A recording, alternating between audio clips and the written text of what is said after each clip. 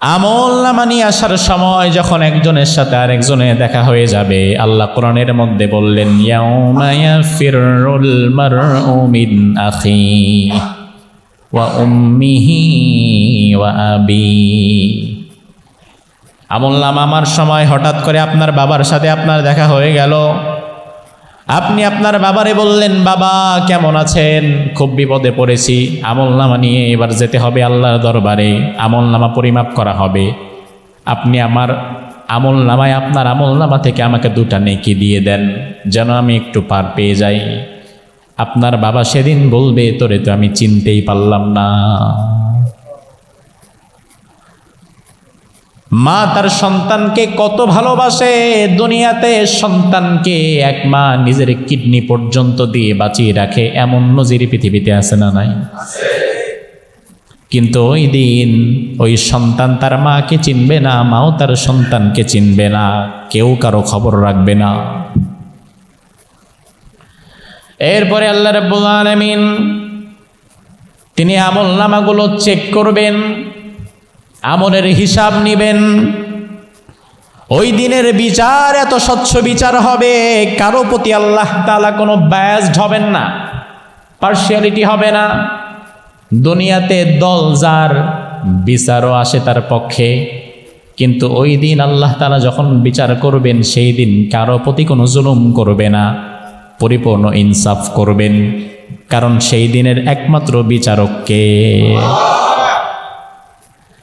আল্লাহ কোরআনের মধ্যে বললেন, ওয়ামাল্লাহু বিযাল্লামিল লিল আবিদ, আমি আল্লাহ আমার বান্দার প্রতি জুলুমকারী নই। এজন্য ফামান ইয়ামাল মিসকালা যাররাতিন খায়রান ইয়ারাহ ওয়া মান ইয়ামাল মিসকালা যাররাতিন, বলেন, শাররান ইয়ারাহ। আল্লাহ তাআলা বলেন যে সরিষার দানা পরিমাণ নেক আমল করবে সেটাও সে পাবে, আবার সরিষার দানা পরিমাণ বদ আমল করলে সেটাও। এবার আল্লাহ রাব্বুল আলামিন আমল নামাগুলোকে 2 ভাগ করে ফেলবেন। আমল নামা দেওয়া হবে কারো ডান হাতে, আবার কারো বাম হাতে। আমরা কোন হাতে চাই? কোন হাতে? বাম হাতে চান কেউ? এবার ডান হাতে কারা আমল নামা পাবে এবং আমল নামা পেলে কি করবে সেটা দেখেন। আল্লাহ তাআলা কোরআনের মধ্যে বললেন, ফাআম্মা মান উতিয়া কিতাবাহু বিয়ামিনিহি ফাসাউফা ইউহাসাবু হিসাবান ইয়াসীরা ওয়া ইয়ানকালিবু ইলা আহলিহি মাসরুরা। জোরে বলেন সুবহানাল্লাহ। আল্লাহ বলেন, যার আমল নামা তার ডান হাতে দেয়া হবে, ফাসাউফা ইউহাসাবু হিসাবান ইয়াসীরা, তার হিসাব হবে খুব সহজ। হিসাব হবে খুব কি সহজ। মা আয়েশা রাদিয়াল্লাহু আনহা হাদিসের মধ্যে বলেন, এই আয়াত নাযিল হওয়ার পরে মা আয়েশা বলেন, সামিআতুন নবী সাল্লাল্লাহু আলাইহি ওয়াসাল্লাম ইয়াকুলু ফি বা'দি সালাতিহি আল্লাহুম্মা হাসিবনি হিসাবান ইয়াসীরা। মা আয়েশা বললেন, এই আয়াত নাজিল হওয়ার পরে আমি দেখলাম বিশ্বনবীর নামাজের দোয়া পরিবর্তন হয়ে গেছে। আল্লাহর হাবিব নামাজের ভেতরে বারবার দোয়া করে, আল্লাহ তুমি আমার হিসাবটা সহজ করে নাও, আল্লাহুম্মা হাসিবনি হিসাবান ইয়াসীরা। এই দোয়া করে আর দাড়ি ভিজে ভিজে রাসূলুল্লাহ কাঁদতে থাকে। মা আয়েশা জিজ্ঞেস করলেন, ইয়া রাসূলুল্লাহ ওয়ামাল হিসাবুল ইয়াসীর, সহজ হিসাব আবার কি জিনিস? আল্লাহর হাবিব বললেন, ও আয়েশা, আইয়ানযুরা ফি কিতাবিহি ফাতাজাওয়াজ আনহু, সহজ হিসাব মানে হচ্ছে আল্লাহ তাআলা যদি কারো আমলনামাটা একবার হাতে নেয়, পৃষ্ঠা যদি উল্টায় পড়া শুরু করে, তাইলে আল্লাহর দরবারে হিসাব দিয়ে জান্নাতে যাওয়ার ক্ষমতা দুনিয়ার কারো আছে? এজন্য আল্লাহ যদি একবার কারো হিসাব নেয়, মান্নুকিশাল হিসাবা উযযিবা, হিসাব নেওয়া মানে হচ্ছে তুই আর বাঁচবি না, তোর জাহান্নাম কনফার্ম। এ যত বড় আল্লাহর ওলি হোক না কেন, যত বড় হুজুর আর খতিব সাহেব বক্তা যাই হোক না কেন, আল্লাহ যদি আমারে বলে ইয়াহিয়াতা কি তোমার জীবনের হিসাব দাও তারপরে জান্নাতে যাবা, হিসাব দাও মানে হচ্ছে আমি শেষ। হিসাব চাইলো কেন? হিসাব চাওয়া মানে আমার জাহান্নাম কনফার্ম, কারণ হিসাব দিয়ে জান্নাতে যাওয়ার মতো আমল আমারও নাই। এই জন্য বিশ্বনবী বললেন, আয়েশা রে, আল্লাহ তাআলা কিছু বান্দাকে জীবনের কোন একটা আমল হয়তো আল্লাহর বড় বেশি ভালো লেগে গেছে, এজন্য আল্লাহ তাআলা শুধুমাত্র তার আমলনামা হাতে নেবেন, একটা দুইটা পৃষ্ঠা উল্টাবেন, আমলনামাটা আবার বন্ধ করে দিয়ে তার হাতে ধরায় দিয়ে বলবেন, যা তোরে মাফ করে দিলাম, জান্নাতে চলে যা।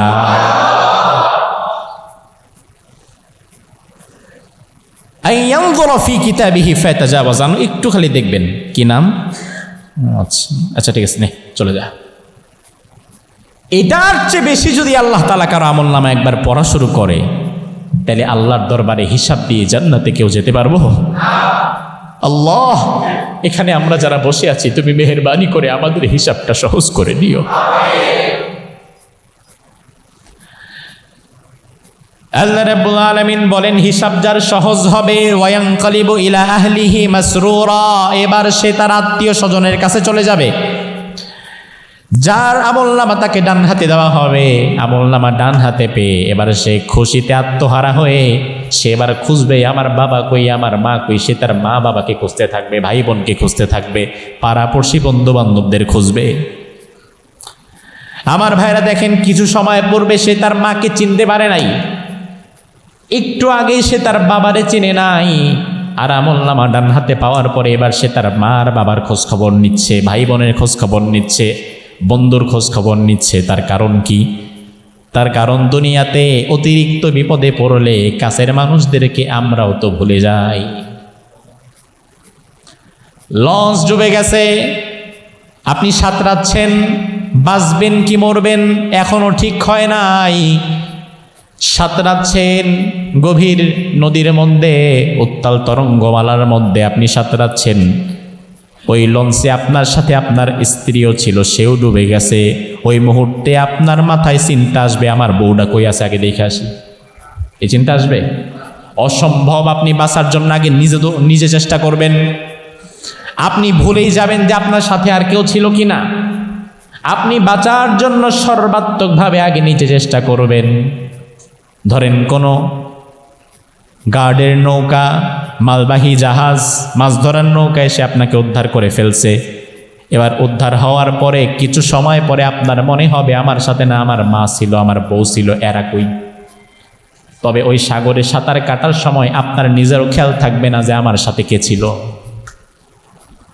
আমলনামা যে ডান হাতে পেয়ে যাবে, এখন তো সে রিল্যাক্স। এবার সে খুঁজতে থাকবে, আচ্ছা আমার বাবা কোথায়, আমার মা কোথায়, আমার বন্ধুরা কোথায়, আচ্ছা আমি দুনিয়াতে যাদের সাথে ছিলাম তারা কোথায়, একটু তাদের সাথে দেখা করে আসি। সুবহানাল্লাহ বলবেন না?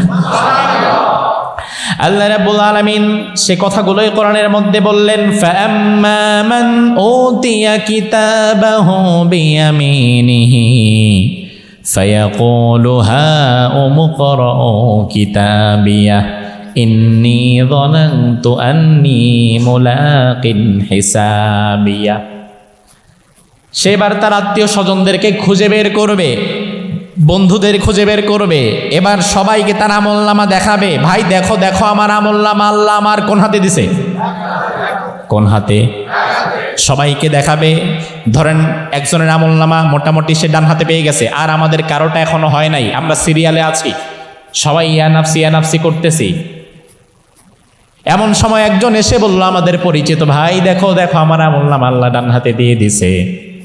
সবাইকে সে তার রেজাল্টটা দেখাবে। তার কারণ রেজাল্ট যার ভালো হয় তারে জিজ্ঞেস করা লাগে না তোমার রেজাল্ট কি, বরং সে কথার মার পেছে নিজেই বইলা দিতে চায়, আরে আমার রেজাল্ট তো এটা ছিল। সে লুকায় না, সে সবাইকে দেখাতে চায়। আল্লাহ কোরআনের মধ্যে বললেন, সে সবাই রে বলবে, হ্যাঁ ও মুকরাউ কিতাবিয়া, এই আমার আমলনামাটা একটু পড়ো, এই দেখো আল্লাহ তো আমারে পাস দিয়ে দিছে। এবার সবাই অবাক হয়ে বলবে, ভাই তোমার আমলনামা তোমার ডান হাতে আসলো কেমনে, কি এমন আমল তুমি করেছো, আল্লাহ হঠাৎ করে তোমার আমলনামা তোমার ডান হাতে ধরায় দিল। ওই লোকটা এবারে বলবে, ইন্নী যানানতু আন্নী মুলাকিন হিসাবিয়া, দুনিয়াতে কোনো আমল করার আগে আমি ভাবতাম এই আমলের জবাব আল্লাহর দরবারে আমাকে দিতে হবে, জবাবদিহিতার চিন্তা মাথায় রেখেই আমি আমলগুলা করতাম। দুনিয়াতে জবাবদিহিতার চিন্তা মাথায় রেখে যারা কাজ করে তাদের কাজ সুন্দর হয়, স্বচ্ছ হয়। আর জবাবদিহিতার চিন্তা যাদের মাথায় থাকে না, তারা ক্ষমতায় গেলেই নতুনভাবে জুলুম করে। কিন্তু আল্লাহর দরবারে আমাকে দাঁড়াতে হবে, জবাব দিতে হবে, প্রত্যেকটা আমলের জবাব দিয়ে এরপরে আমাকে জান্নাতে অথবা জাহান্নামে যাওয়া লাগবে। এই জবাবদিহিতার চিন্তা যার মাথায় আছে, ওই লোকের দ্বারা কোনোদিন কোনো অন্যায় কাজ হতে পারে। অন্যায় যদি শয়তানের ধোকায় পড়ে হয়েও যায়, সাথে সাথে আবার তওবা করার সুযোগ আছে না নাই? এই জবাবদিহিতার চিন্তা খুব ইম্পর্টেন্ট। জবাবদিহিতার চিন্তা মাথায় রেখে কেউ যদি কাজ না করে, তাহলে তার কাজে স্বচ্ছতা থাকে না, ওই ব্যক্তির কাজে সমাজ কলুষিত হয়। আজ জবাবদিহিতার চিন্তা মাথায় রেখে আমরা কাজ করি না। আল্লাহ তাআলা জবাবদিহিতার স্বচ্ছ চিন্তা মাথায় রেখে কাজ করার তৌফিক দান করুক। এই হলো এক দল যাদের আমলনামা দেয়া হয়েছে তাদের ডান হাতে। এবার আরেক দল, তাদের আমলনামা দেওয়া হবে তাদের কোন হাতে? কোন হাতে? বাম হাতটা। এটা ভালো কাজে আমরা স্বাভাবিকত ব্যবহার করি না। আর ইসলাম প্রতিটি কাজ সব সময় কোন দিক থেকে করতে বলে? তার মানে ইসলাম বামপন্থী না, ইসলাম ডানপন্থী। এবার কিছু মানুষ তাদের আমলনামা তাদের বাম হাতে দেওয়া হবে। আল্লাহ তাদের ব্যাপারে কোরআনের মধ্যে বললেন, ওয়া আম্মা মান উতিয়া কিতাবাহু বিশিমালিহি ফায়াকুলু ইয়া লাইতানি লাম উতা কিতাবিয়া ওয়া লাম আদরি মা হিসাবিয়া ইয়া লাইতাহা কানাতিল কাদিয়াহ মা আগনা আন্নি মালিয়া হালাকা আন্নি সুলতানিয়া। আমলনামা যারা বাম হাতে দেওয়া হবে, আমলনামা দেখে এবার সে বলবে, লাম উতা কিতাবিয়া, এই আমলনামা আমারে কেন দিছে? এই আমলনামা না দিলে আমি খুশি হতাম। ওয়ালাম আদরি মা হিসাবিয়া, আমার হিসাবটা যদি আজকে না নেওয়া হতো আমি খুশি হয়ে যেতাম। কেন আমার হিসাবটা নেওয়া হলো? মা আগনা আন্নি মালিয়া, আয় আল্লাহ, দুনিয়াতে আমার কত সম্পদ ছিল, আমার সম্পদ আজকে আমার জাহান্নামে যাওয়ার কারণ হয়ে গেল। দুনিয়াতে আল্লাহ যাদেরকে সম্পদ দেয় তারা খুব সৌভাগ্যবান, আবার একই সাথে তারা খুব হতভাগাও বটে। সৌভাগ্যবান কোন দিক থেকে? দুনিয়াতে সম্পদশালী ব্যক্তি যদি চায় এমন এমন কিছু ভালো কাজ করতে পারে যে ভালো কাজগুলো স্বাভাবিকত গরিবদের দ্বারা করা সম্ভব। এমন কাজ নাই? তো সম্পদশালী যদি চায় মসজিদের জন্য তিনি বড় একটা অংশ দান করতে পারে, মাদ্রাসার জন্য করতে পারে, কবরস্থানের জন্য করতে পারে। সম্পদশালী ব্যক্তি যদি চায় তিনি তার আশেপাশের 10 জন মানুষকে স্বাবলম্বী করে দিতে পারে। সম্পদশালী মানুষ যদি চায় যে কোনো দুর্যোগে তিনি তার একটা বড় অংশ দান করতে পারে। কিন্তু গরিব মানুষের তো নিজের পেটই চলে না, সে করবে কি? এই জন্য সম্পদশালী মানুষ যদি চায় তিনি তার জান্নাতকে সহজ বানিয়ে ফেলতে পারেন। আবার সম্পদশালী যদি চায় একইভাবে তিনি তার জান্নাতকে কঠিন বানিয়ে ফেলতে পারেন। কারণ সম্পদ আল্লাহ তাকে দিয়েছেন, তবে সম্পদের প্রপার ইউটিলাইজ সে করে নাই। রেস্টুরেন্টে বসে 5-7 জন বন্ধু মিলে খায়, 8-10 হাজার টাকা বিল উঠায় ফেলে। ওই বিল এককভাবে একাই একজন দিয়ে দেয়, বাকিরা দিতে চাইলেও সে দিতে দেয় না, বাধা দেয়। তোরা দিবি কেন? তোরা বন্ধু মানুষ, আমার কি টাকা কম আছে নাকি? খা। 10,000 টাকা রেস্টুরেন্টের বিল দিয়া আবার 500 টাকা ওয়েটারকে টিপসও দেয়। ওই ব্যক্তি যখন আবার বের হয় রেস্টুরেন্ট থেকে, একজন গরিব মানুষ যে থালা নিয়ে বসে আছে, কাশতেছে, কাশির ওষুধ কেনার টাকাটাও নাই। রেস্টুরেন্টে 10,000 টাকা খায়া 500 টাকা টিপস দিতে পারে, ওই গরিব মানুষের থালার মধ্যে 100 টাকা দেওয়ার সামর্থ্য তার হয় না। ও এমন মানুষ তো সাভারে নাই, এই মানসিকতাটাই নাই। গরিব অসহায়কে যে সামর্থ্যের আলোকে কিছু দেয়া যায়, কিছু দেয়া লাগে, এই মানসিকতাটাই তার মধ্যে নাই। ওই ব্যক্তি সেদিন বলবে, মা গনানি মালিয়া, আহারে আমার সম্পদ আমারে ধ্বংস করে দিল। আয় আল্লাহ কি হিসাব দিব, আমার সম্পদ আজকে আমার জাহান্নামে যাওয়ার কারণ হয়ে গেল। হালাকা আন্নি সুলতানিয়া, ক্ষমতাসীনেরা বলবে আল্লাহ ক্ষমতায় কেন গেছিলাম, আমার সেই 10 বছর 5 বছরের ক্ষমতাই আজকে আমার জাহান্নামে যাওয়ার কারণ হয়ে গেল।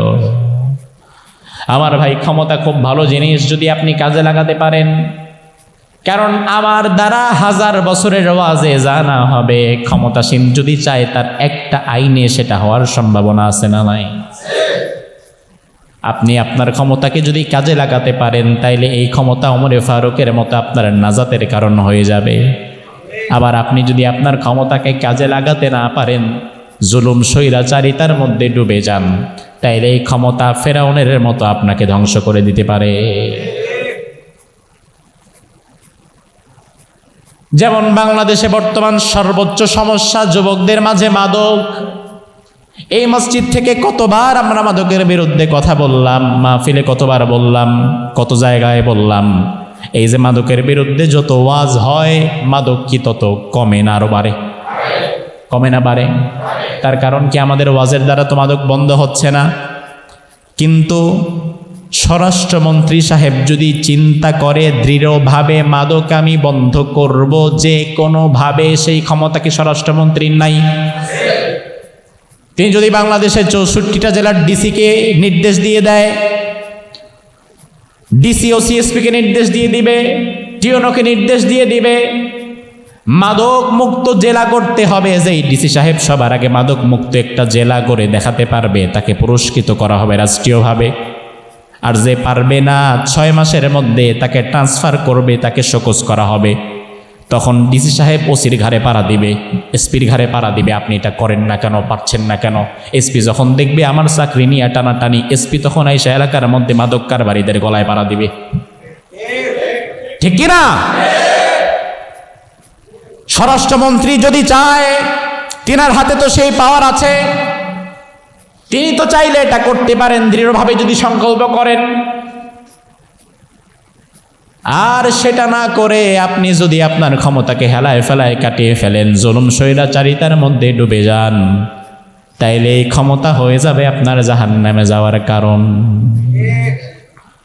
এখন আমাদের দেশে যারা ক্ষমতায় আসে তারা ক্ষমতাকে কতটুকু ভালো কাজে লাগায় সেটার সাক্ষী জনগণেরাই দিতে পারে। ক্ষমতা পাওয়ার পরে এক সময়কার মাজলুম আবার নতুনভাবে জালিম হয়ে যায়। এক সময় যারা মাজলুম ছিল, ক্ষমতা পাওয়ার পরে এখন তারা জুলুম আর স্বৈরাচার হয়, এমন ইতিহাস কি পৃথিবীতে নাই? আছে। মানুষ তার অতীত ইতিহাস ভুলে যায়। অতীত যারা ভুলে যায়, অতীতের ইতিহাস যারা ভুলে যায়, তারা কিন্তু ইতিহাসের আস্থা করে নিক্ষেপ হয়। সেদিন একটা বিষয় দেখে এত খারাপ লাগলো, আমি দেখলাম বিশ্বনন্দিত মুফাসসিরে কোরআন শহীদ আল্লামা সাঈদী রাহিমাহুল্লাহর ছবি টাঙিয়ে সেই ছবিতে জুতা পেটা করছে ক্ষমতাসীন দলের পথভ্রষ্ট এক ছাত্র নেতা। একটা বিষয় কি জানেন, রাজনৈতিকভাবে ভিন্নতা মতপার্থক্য থাকতেই পারে, ভিন্ন মত উপস্থাপন করতেও তো শালীনতা বজায় রাখা লাগে। এর চেয়ে বড় কথা হচ্ছে বাংলাদেশের ইতিহাসে একক ব্যক্তি হিসাবে জনপ্রিয়তার শীর্ষে যিনি, তিনি হচ্ছে সাঈদী সাহেব।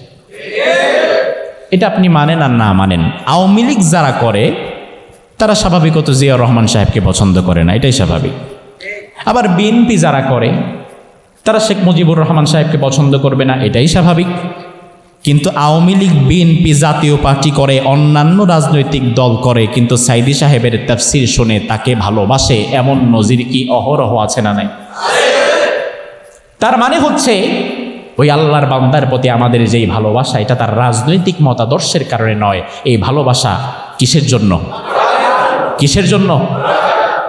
দল মত নির্বিশেষে বাংলাদেশের ইতিহাসে বাংলাদেশের মানুষ কোরআনের জন্য সাঈদী সাহেবকে সবচেয়ে বেশি ভালোবাসে।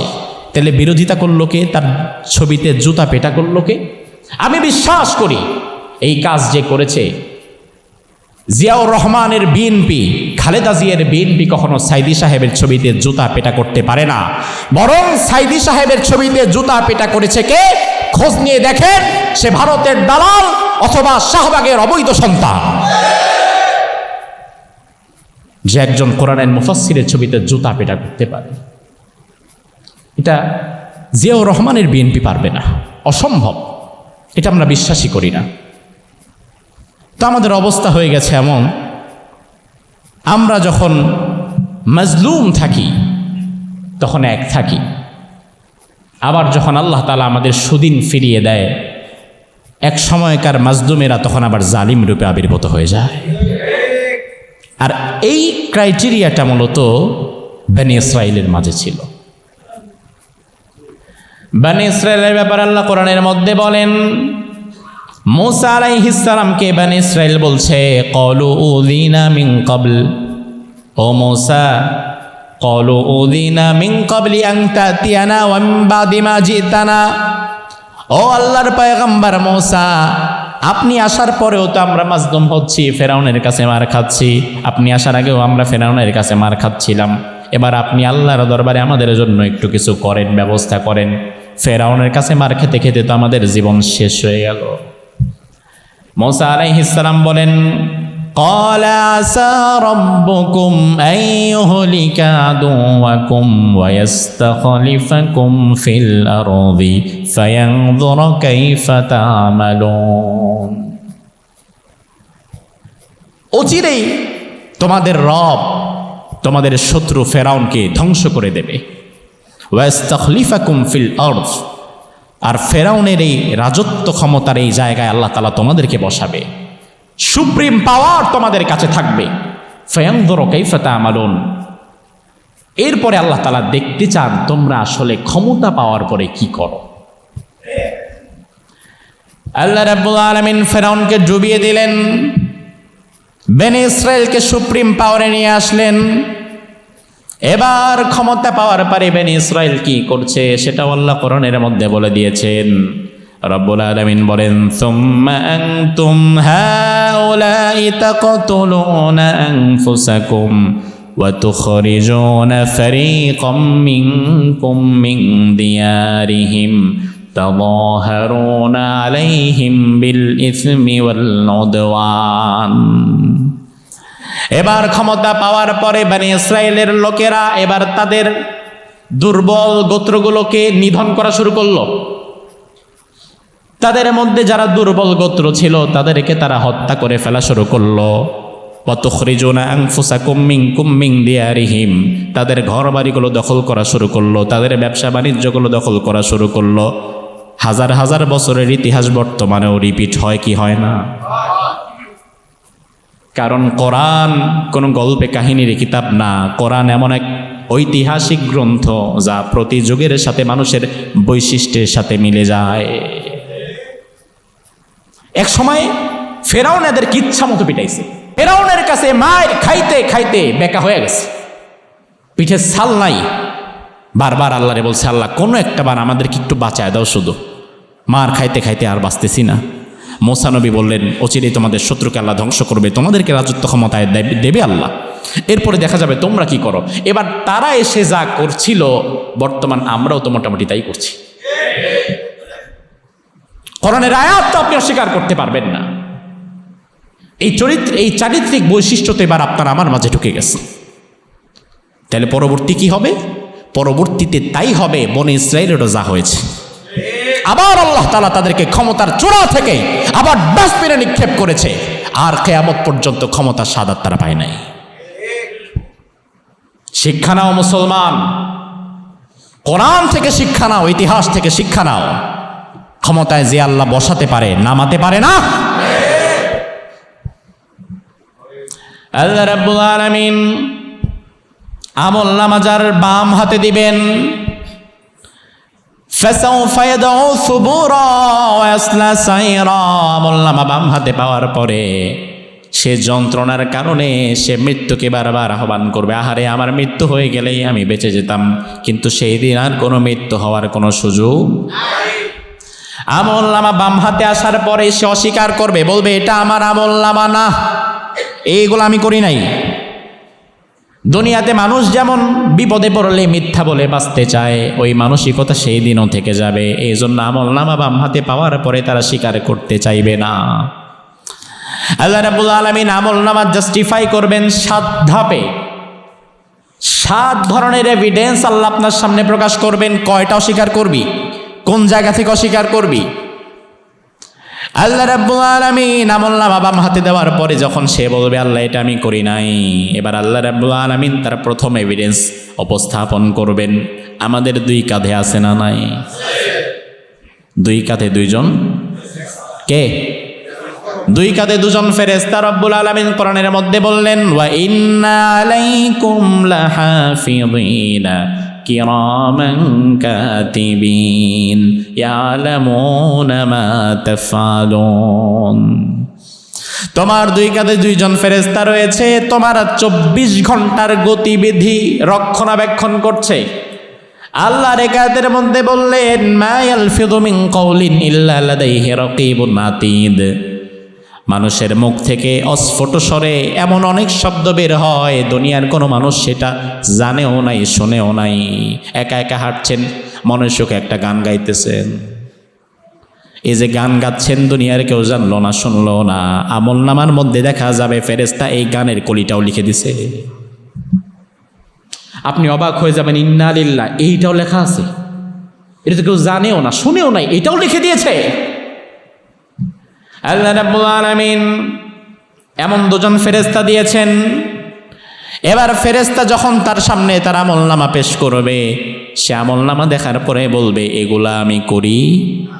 কথা কয় না, এগুলা আমি করি।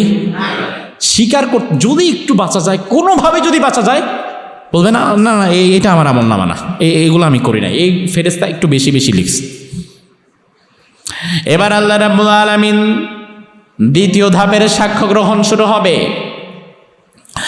আল্লাহ রাব্বুল আলামিন সূরা বনী ইসরাঈলের মধ্যে বললেন ওয়া কুল্লা ইনসানিন আলজামনাহু তায়রাহু ফি উনুকিহি ওয়া নুখরিজু লাহু ইয়াওমাল কিয়ামাতি কিতাবান ইয়ালকাহু মানশুরা। জোরে বলুন আল্লাহু আকবার। আল্লাহ কোরআনের মধ্যে বললেন আমি দুনিয়ার সব মানুষের ঘাড়ের মাঝে একটা মেমোরি কার্ড ঢুকিয়ে রেখেছি। সব মানুষ, কুল্লা ইনসান, সব মানুষের ঘাড়েই দিয়েছি। কোথায় কোথায়? হাতে, হাতে, চোখে, ডাইরেক্ট ঘাড়ে। তার কারণ কি? তার কারণ দুনিয়াতে হাত নাই এমন মানুষ বেঁচে আছে না নাই? পা নাই বেঁচে আছে না নাই? চোখ ছাড়া বেঁচে আছে না নাই? ঘাড় ছাড়া, ঘাড় ছাড়া আছে। এজন্য আল্লাহ তাআলা মেমোরি কার্ডটা দিলেন একদম ঘাড়ের ভেতরে। তুমি বেঁচে আছো যতক্ষণ, আমলনামাও আছে ততক্ষণ। আল্লাহ বলেন ঘাড় থেকে আমি সেটা বের করব। তার ঘাড় থেকে সেই আমলনামা বের করে এবার তার হাতে ধরায় দেওয়া হবে। তার ঘাড় থেকে খুলে তার আমলনামা তার হাতে দিয়ে বলা হবে ইকরা কিতাবাক কাফা বিনাফসিকাল ইয়াওমা আলাইকা হাসিবা। তুমি তোমার আমলনামা পড়ো, আজকে অন্য কারো দরকার নাই। তোমার হিসাবটা কেমন, এই হিসাব নেওয়ার জন্য আজকে তুমি নিজেই যথেষ্ট হয়ে যাবা। তার ঘাড় থেকে খুলে এবার তার আমলনামা তার হাতে দেওয়া হয়েছে, এবার পড়তে থাক। ছোট্ট একটা মেমোরি কার্ড, এর ভেতরে দুনিয়ার সব তথ্য উপাত্ত যদি সেভ করে দেওয়া যায়, তাইলে আল্লাহর মেমোরি কার্ডে এর চেয়ে বেশি ক্ষমতা আছে না নাই? সব আপনি দেখবেন আপনার চোখের সামনে দিয়ে দিচ্ছি।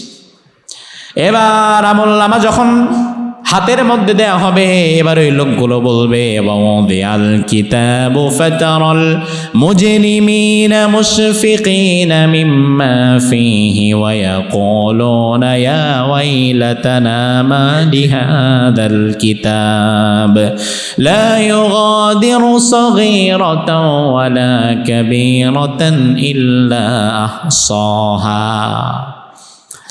আল্লাহ রাব্বুল আলামিন বলে ও নবী, ওই দিন আপনি দেখবেন আমলনামা পাওয়ার পরে তাদের চেহারা ফ্যাকাশে হয়ে গেছে, অবাক নয়নে তারা পড়বে আর বলবে, আল্লাহ এটা আবার কেমন কিতাব, লা ইউগাদিরু সাগীরাতাও ওয়ালা কাবীরা। আমার জীবনের একটা শ্বাস যে আমি নিয়েছিলাম ওই কথা বলার সময়, যে একটা কথা বলার সময় তুমি মাঝখানে একটু শ্বাস নিছো, গলায় দুকদুকানি উঠছিল, পানি খায়া বাকি কথা আবার বলছো, আমলনামার মধ্যে স্পষ্টভাবে ওই শ্বাস নেওয়াটা উল্লেখ করা আছে। সবাক করবে, সবাক হয়ে বলবে, আল্লাহ এটা কেমন কিতাব বানালেন, ছোট বড় কোনো কিছুই দেখি বাদ দেয়া হয় নাই। এরপরেও সে স্বীকার করতে চাইবে না, কারণ স্বীকার করলেই তো শেষ, চিন্তা করবে যে দেখি বাঁচা যায় কিনা। এবার আল্লাহ রাব্বুল আলামিন তারপরও স্বীকার না করার ফলে তৃতীয় ধাপে সাক্ষ্য আনবেন। উম্মতের মধ্যে যারা নেককার বান্দা ছিলেন তাদের প্রত্যেক জামানায় আল্লাহর কিছু নেককার ইমানদার মুমিন মুত্তাকি বান্দা আছে না নাই? এদের জন্যই তো দুনিয়াটা টিকে আছে। এই নেককারগণকে আল্লাহ তাআলা ডেকে আনবেন, এনে বলবেন, তুমি সাক্ষ্য দাও এই লোকটা কেমন ছিল, এই লোকটা সম্পর্কে তুমি কি জানো, তুমি সাক্ষ্য দাও এই লোকটা কেমন ছিল, তুমি তাকে মসজিদে পেয়েছিলা কিনা। নেককার বান্দা তার বিরুদ্ধে সাক্ষ্য দিয়ে দিবে। আল্লাহ কোরআনের মধ্যে বললেন, ওয়াকাযালিকা জাআলনাকুম উম্মাতান ওয়াসাতাল লিতাকুনু শুহাদা আলান নাস। মধ্যমপন্থী নেককার বান্দাদেরকে আল্লাহ তাআলা সাক্ষ্য হিসাবে নিয়ে আসবেন। এরপরেও পাপিষ্ঠরা বলবে, না না এইটাও আমি বিশ্বাস করি না, আমি তো তাদের চিনি না, জানে তারা আনলে হবে নাকি। আল্লাহ রাব্বুল আলামিন চতুর্থ ধাপে নবী রাসূলগণদের নিয়ে আসবেন। যেই উম্মত যেই নবীর সেই নবীকে ডাকা হবে। আল্লাহ কোরআনের মধ্যে বললেন, ফাকাইফা ইযা জিনা মিন কুল্লি উম্মাতিন বিশাহিদিন ওয়া জিনা বিকা আলা হাউলাই শাহীদা। নবীকে আনা হবে, এবার নবী তার উম্মতের আমলের ব্যাপারে সাক্ষ্য দেবে। পাপিষ্ঠরা তাও স্বীকার করবে না। এবার পঞ্চম ধাপে আল্লাহ রাব্বুল আলামিন বলবে, আচ্ছা ঠিক আছে, দুনিয়াতে তুমি কোথায় ছিলা? জমিনে ছিলাম। আল্লাহ বলবে, ঠিক আছে, তাইলে তোমার যে জমিনের উপরে তুমি বিচরণ করেছো ওই জমিনকে এবার আমি নিয়ে আসছি। জমিন সাক্ষ্য দেবে।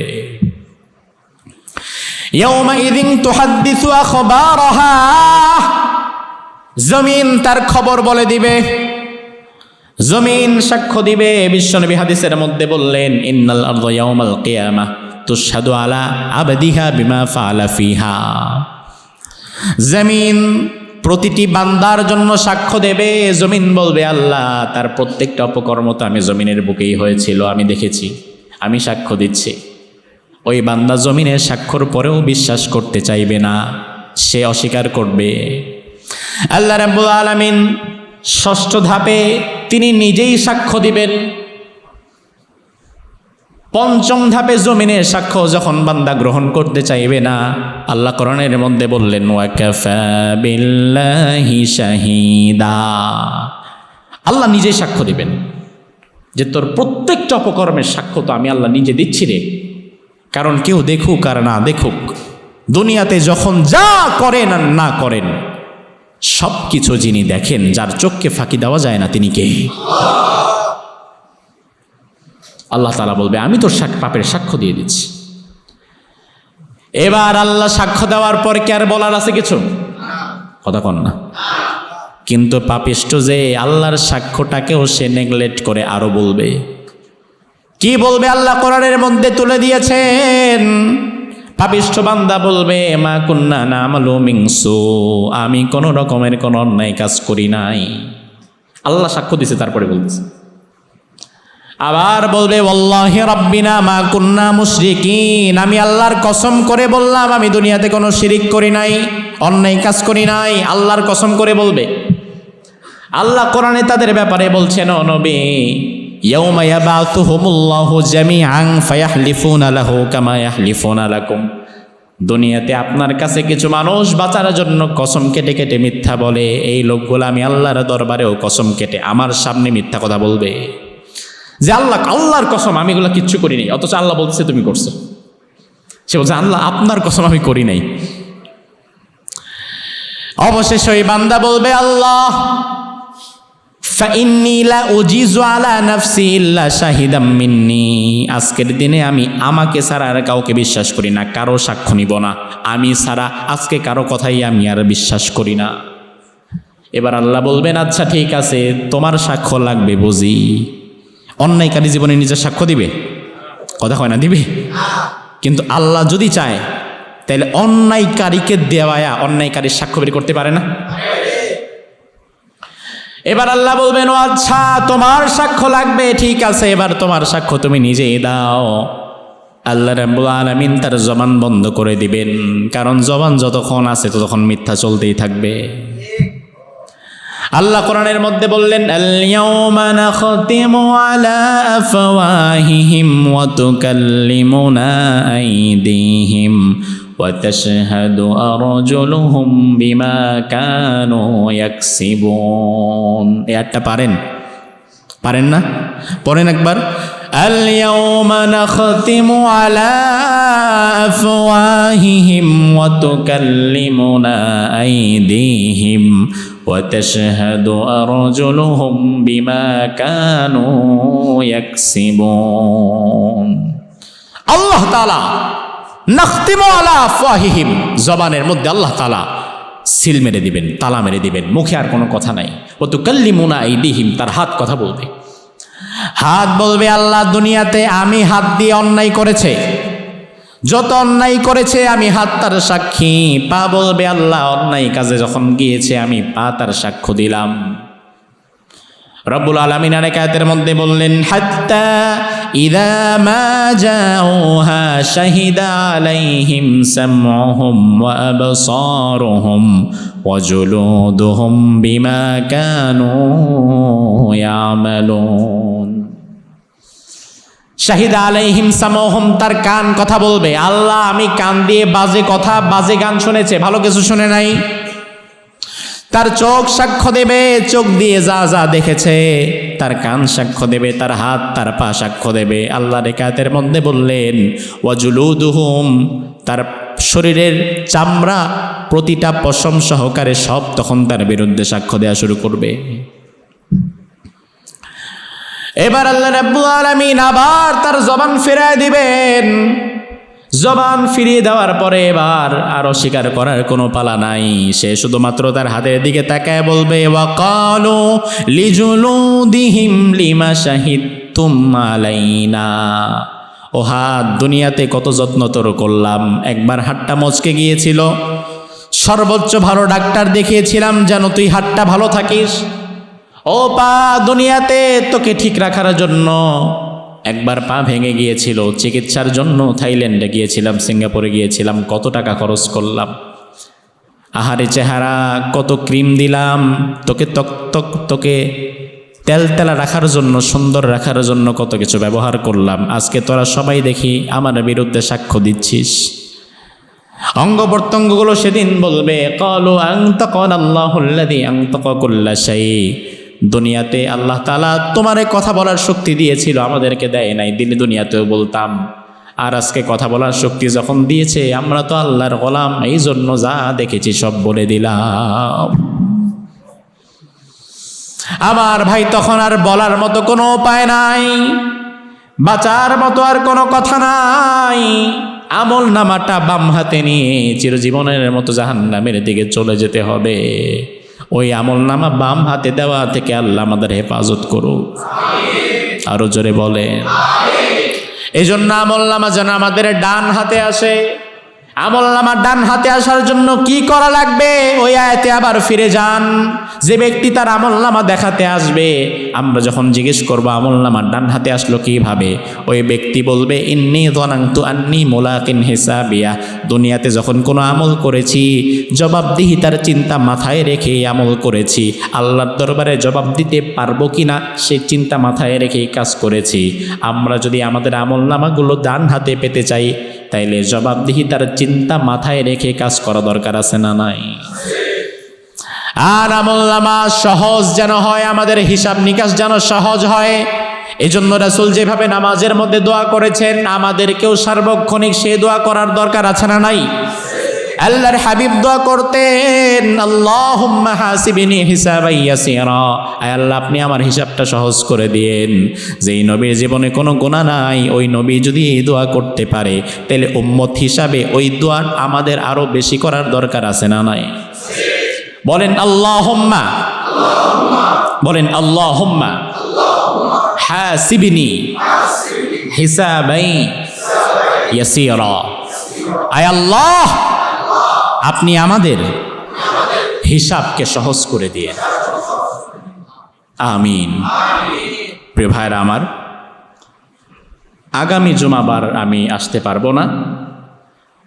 আগামী সোমবার 8 দিনের প্রোগ্রামে আমি যাচ্ছি ইতিহাস ঐতিহ্যের পুণ্যভূমি, যে ভূমিতে হাজার হাজার নবী রাসূলের আবাস ছিল।